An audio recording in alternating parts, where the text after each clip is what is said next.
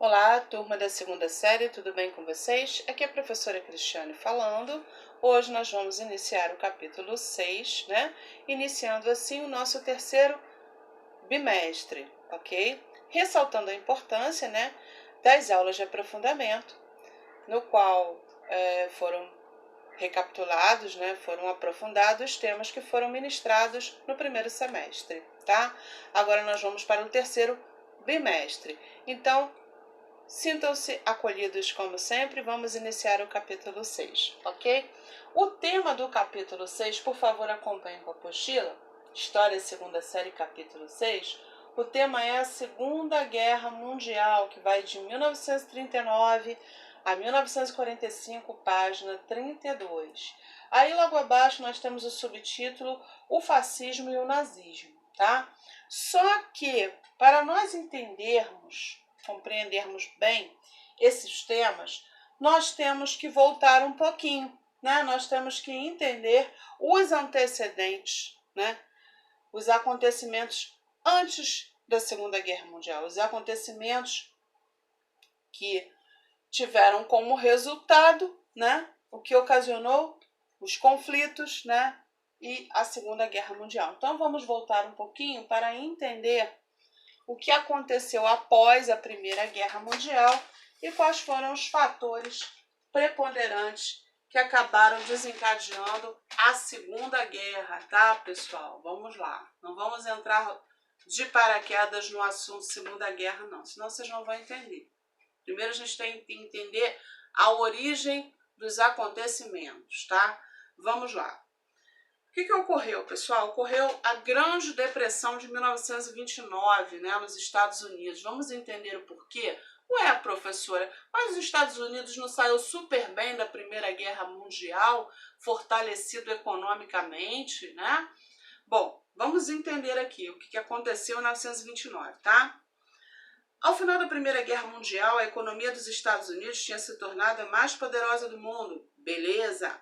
Em 1920, sua indústria era responsável por quase 50% de toda a produção industrial do planeta. Ok. A agricultura também tinha crescido significativamente, impulsionada pelo quê? Pela mecanização e pela instalação de rede elétrica no espaço rural. Ótimo! Devido a essa prosperidade econômica, a sociedade americana vivia um clima de euforia. Eram chamados anos felizes, entre aspas, né? Foi nessa época de glória da moderna sociedade industrial que se cunhou a expressão American Way of Life, isto é, estilo de vida americano, né? Caracterizado pelo consumo de automóveis e eletrodomésticos, Viver bem tornou-se sinônimo de consumir mais, né? Então, a sociedade do pós-guerra se tornou uma sociedade americana extremamente consumista, ok? Esse clima de euforia pela prosperidade econômica permaneceria durante quase toda a década de 1920. Entretanto, no ano de 1929, os Estados Unidos enfrentariam uma forte recessão econômica que afetaria vários países do mundo, conhecida como a Grande Depressão ou Crise de 1929. Ela é considerada, pessoal, por diversos economistas e historiadores uma das mais graves crises econômicas do século XX. Arruinou a economia americana, tá? Por sua amplitude, seus efeitos e sua duração, toda a década de 1930. Tá? Então, primeiramente vamos ressaltar duas palavrinhas aí e os seus significados, tá? Recessão, redução da atividade econômica durante certo período, com efeitos negativos em vários indicadores da economia de um país, como emprego, produção e investimentos. Ok. E depressão? Recessão econômica prolongada. Olha a diferença de recessão para depressão. E de maior gravidade econômica. Ok? Vamos lá. A superprodução econômica. Até por volta de 1925, as sociedades europeias lutavam com dificuldade, prestem atenção nessa questão, para reconstruir o que fora destruído na Primeira Guerra Mundial. Enquanto isso, os Estados Unidos apresentavam notável crescimento econômico, exportando aos europeus tudo que eles precisavam: alimentos, máquinas, combustível, armas, entre outros, né?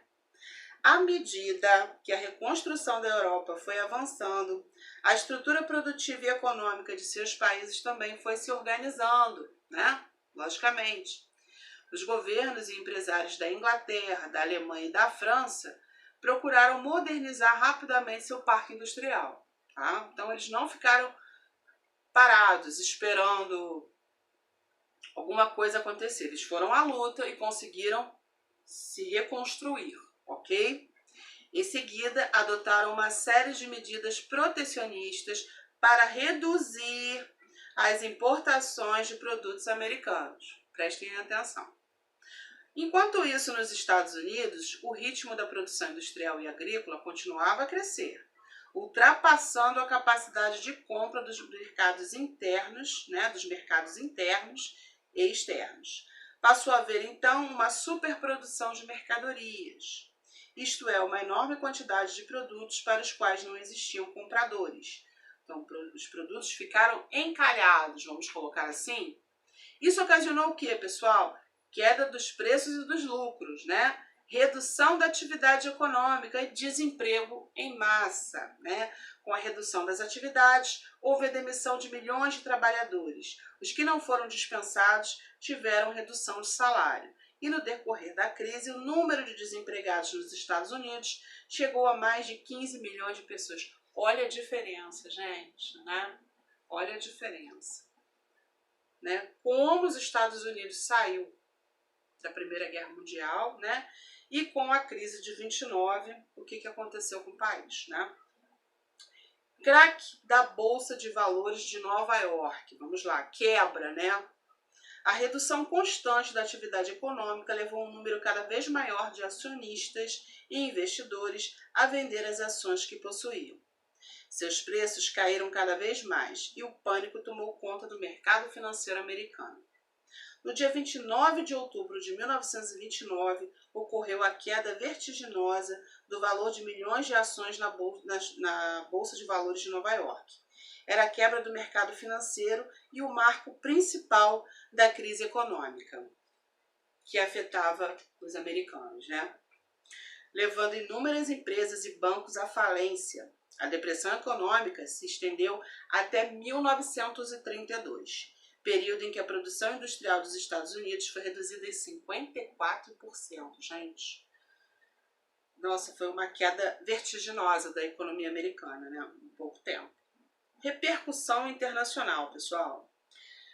O crack, ou seja, a quebra, né? Em inglês, quebra da Bolsa de Valores de Nova York, abalou grande parte do mundo capitalista. Foi nessa época, os Estados Unidos, né, já era a maior potência industrial e financeira do planeta. Perdão. E aí, o que aconteceu? Os cafeicultores do Brasil, por exemplo, que vendiam boa parte de suas safras ao mercado dos Estados Unidos, perderam seu grande comprador. Por isso, os estoques de café chegaram a tal quantidade que milhares de sacas desse produto foram queimadas pelo governo brasileiro, numa tentativa desesperada de manter os preços altos, né? A questão da lei da oferta e da procura, né? Entretanto, foi impossível conter o desastre econômico que, na ocasião, afetou a cafeicultura brasileira, né? E abalou as estruturas da República Brasileira. New Deal, contra a crise. Prestem atenção nesse termo, tá? De início, o governo dos Estados Unidos pouco fez para combater a crise, seguindo a política liberal adotada até então, de não intervenção do governo na economia. Pois bem, isso se modificaria, porém, com a eleição de Franklin Delano Roosevelt para a presidência dos Estados Unidos. E aí o que aconteceu, pessoal?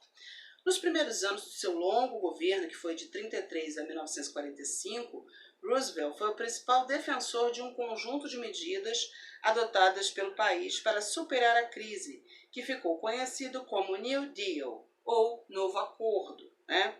Tratava-se de um programa socioeconômico inspirado nas ideias do economista inglês John Maynard Keynes, ok?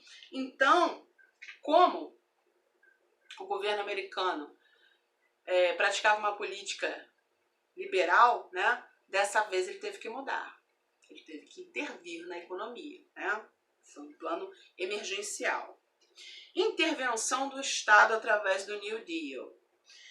As ideias presentes no New Deal rompiam com os princípios tradicionais do liberalismo econômico, como eu já falei, que tinham marcado a administração dos presidentes americanos durante a prosperidade dos anos felizes, entre aspas, né? O New Deal era um programa misto que procurava conciliar as leis de mercado e o respeito pela iniciativa privada com a intervenção do Estado em vários setores da economia. Entre as principais medidas adotadas estavam preços, controle governamental dos preços dos diversos produtos agrícolas e industriais, concessão de empréstimos aos fazendeiros, né? Obras públicas, salário-desemprego, criação de um salário-desemprego para aliviar a situação de miséria dos desempregados. Como se fosse o seguro-desemprego aqui que nós temos no Brasil, né? Preços e produção, limitação dos preços e da produção às exigências do mercado, para garantir os interesses dos industriais. Então, o governo tentou equilibrar essa questão do preço e da produção, tá? Salários e jornadas de trabalho, fixação de salários mínimos e limitação das horas de trabalho em benefício dos trabalhadores, né? Uma medida para que ninguém fosse demitido, né? Procurou ter esse equilíbrio. Reduziu o salário, mas reduziu a jornada também. Resultados do programa. A política do New Deal não alcançou todo o sucesso esperado, mas conseguiu controlar relativamente a crise econômica americana e os violentos conflitos sociais que ela gerava.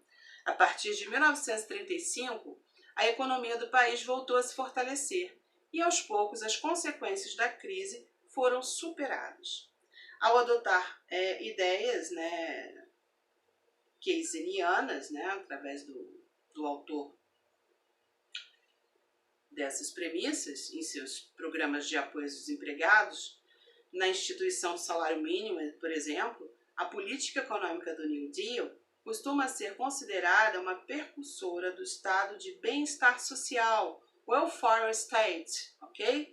Que se desenvolveria plenamente depois da Segunda Guerra Mundial em alguns países da Europa Ocidental. Então, foi necessária a intervenção do governo, na economia americana para poder reequilibrar, para poder colocar o país dentro de um certo equilíbrio, econômico, político e social, ok? Para poder conter os resultados, as consequências da crise de 1929, tá? E aí, pessoal, o que acontece, Na década de 1920, enquanto os Estados Unidos, considerável parcela da sociedade vivia os anos felizes e logo depois a pior crise econômica e social de sua história, iniciou-se em alguns países da Europa um processo político característico da primeira metade do século XX, a crise das democracias liberais, ocasionando assim a ascensão de regimes totalitários e o recuo do liberalismo, Bom, eu vou parando por aqui, por quê, pessoal? Porque nós temos esse assunto, esse tema, dividido em 5 aulas, então eu posso falar com calma, de maneira pausada, para vocês poderem compreender o processo histórico, ok?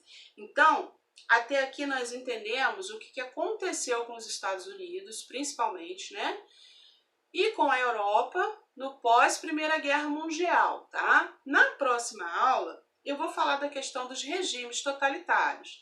Aí eu vou entrar na questão do fascismo e do nazismo, tá? Como os grandes líderes desses regimes, se apropriaram da questão do nacionalismo, tá bom?